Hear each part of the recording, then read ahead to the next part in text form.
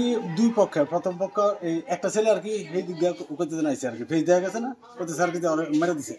এরপরে এমনি আর কি ফলাফল লগলে সেটা আর কি এনো আইসে আর কি উচ্চ করতেছে আর কি, আমাদের হ্যাঁ আবার প্রস্তুতি লইছে এইদিকে গেছে।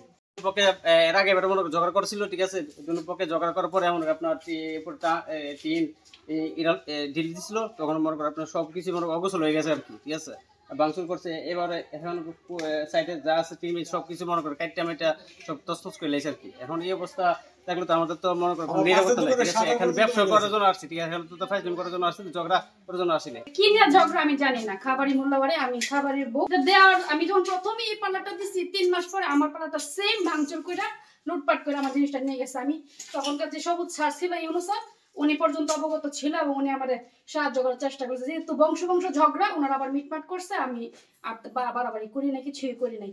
এখন আমার অবস্থাটা দেখেন, আমি তো একটা মেয়ে মানুষ, আমি তো আমার হাজবেন্ডের, আমি কোন বাড়ির বউ সেটা তো বিষয় না, আমি তো আমার প্রতিষ্ঠানটা এবং আমি নারী নিজে দাঁড়াবার জন্য আমি কাজগুলা করতেছি, তাই না? এত সুন্দর করে সাজানো একটা প্রতিষ্ঠান, এবং আপনি দেখেন প্রত্যেকটা জিনিস, এই যে ড্রয়ার গুলো বের করে জিনিসগুলো যে নিচ্ছে, এটা তো বোঝা যাইতেছে না যে এটা মাথা থিঙ্কিংই নিচ্ছে যে এটা আমার জিনিসটা, আমি এটা ভাঙচুর করে আমি এগুলো লুটপাট করবো।